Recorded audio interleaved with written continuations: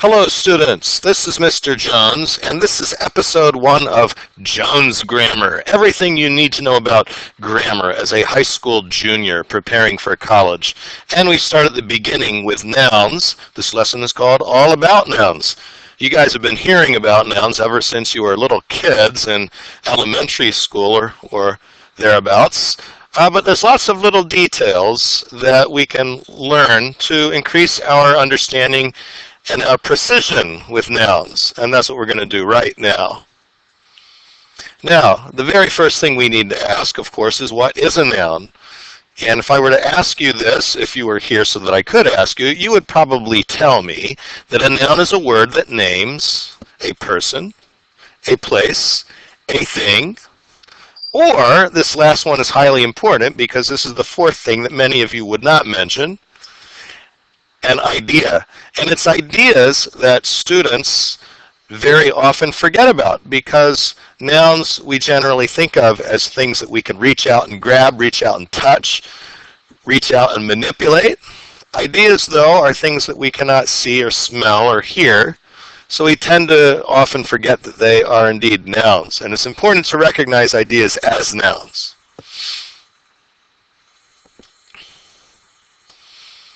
The next thing that we would like to look at is some examples. Some examples of people would be Mr. Jones, mother, friend, athlete. For places, we have store, school, Alaska, and kitchen. For things, we have book, pencil, tree, and Nikes.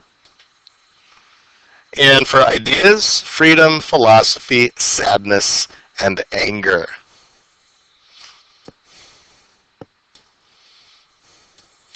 One distinction that we need to think about is concrete nouns versus abstract nouns.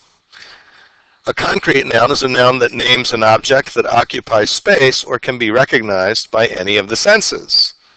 This is just another way, of course, of dividing up the four types of nouns that we were considering previously, people, places, things, and ideas, into concrete and abstract. People, places, and things are normally concrete because we can perceive them with our senses.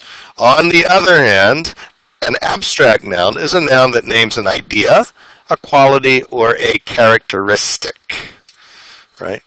And when we said previously that nouns are people, places, things, and ideas, I think that we could also include qualities and characteristic under that fourth category of ideas. It's just that on this page we sort of divide things up a little bit differently and maybe get a little bit more precise with our understanding of ideas.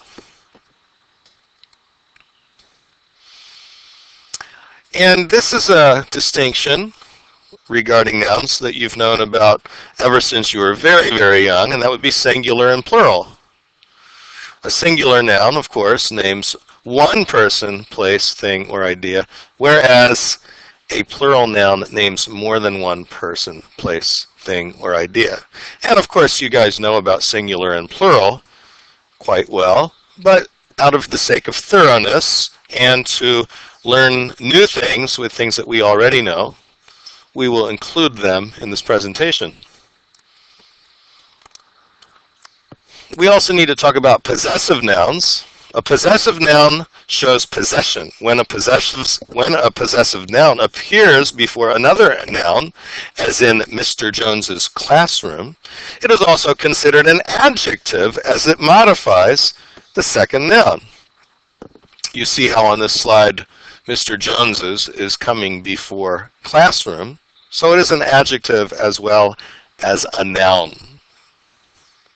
And that's another little detail that we want to think about as we go through our junior year, namely situations in which words can embody different parts of speech at the same time.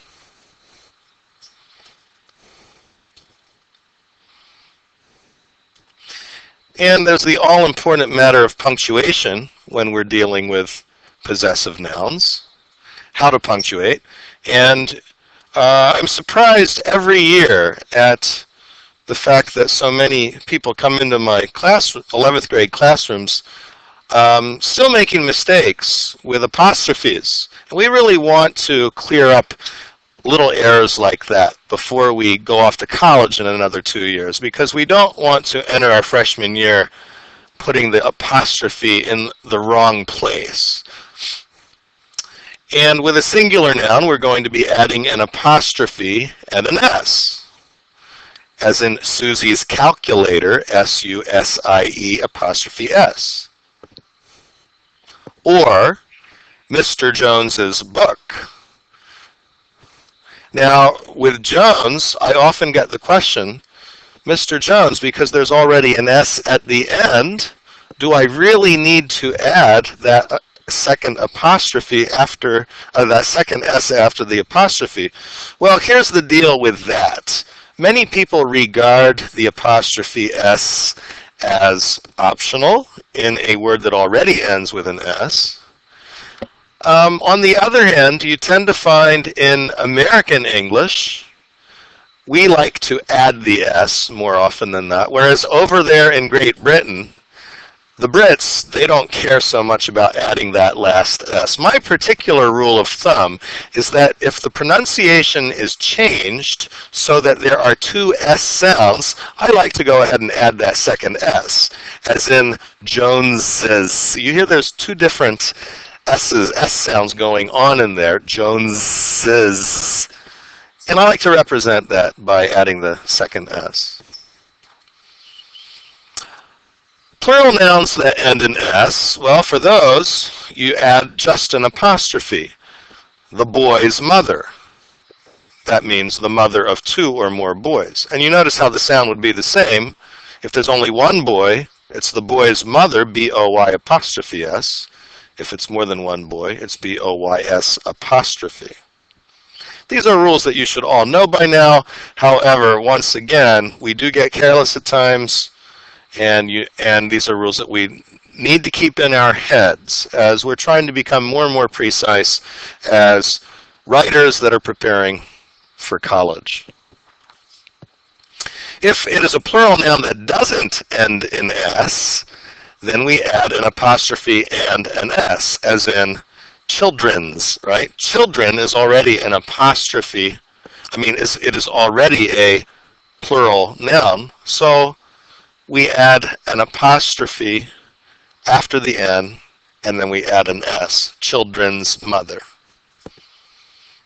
It would not, children's, if it said children's S apostrophe, that would not be correct. And that is, again, a common mistake that some juniors will still be making. Now, the next thing we want to consider is compound nouns. And a compound noun is a noun that is made up of two or more words.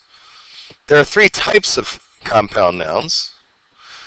The first is what we would call an open compound noun, and that is where you have two actual words, as in the compound noun music box, separated with a space.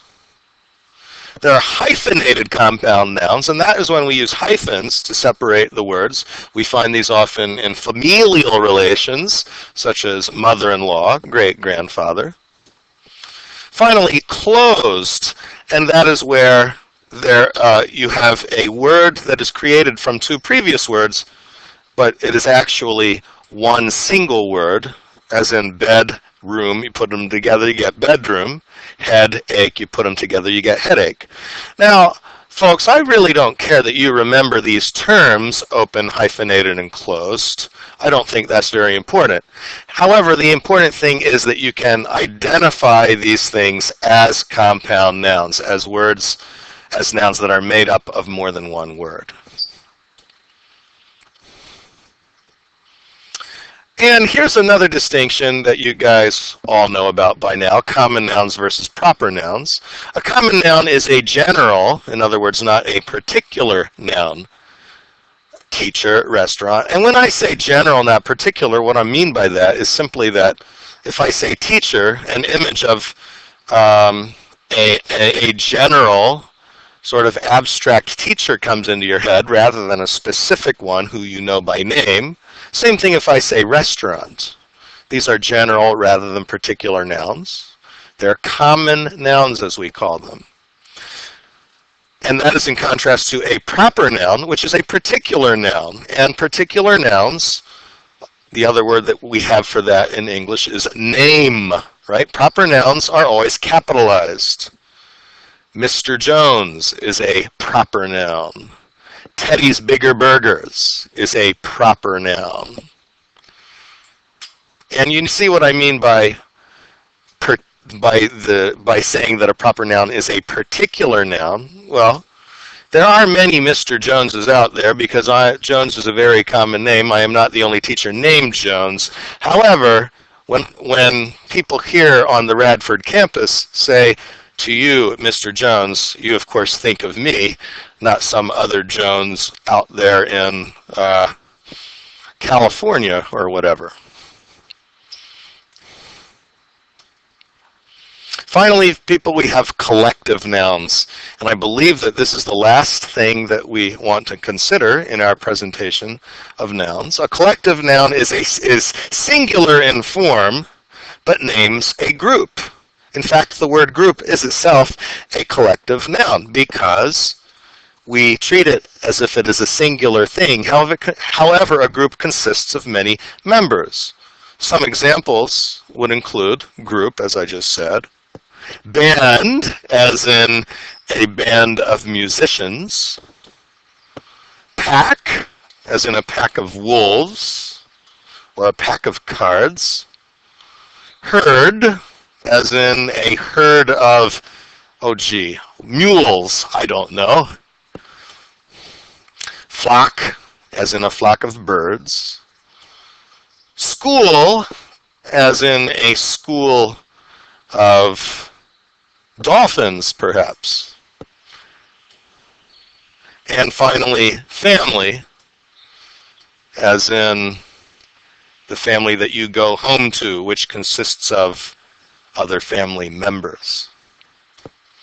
And that's really it for this presentation on nouns, folks. I hope that you enjoyed it, and anytime you have any questions about nouns, please come back and feel free to revisit this presentation. I'll see you for the next presentation of Jones Grammar.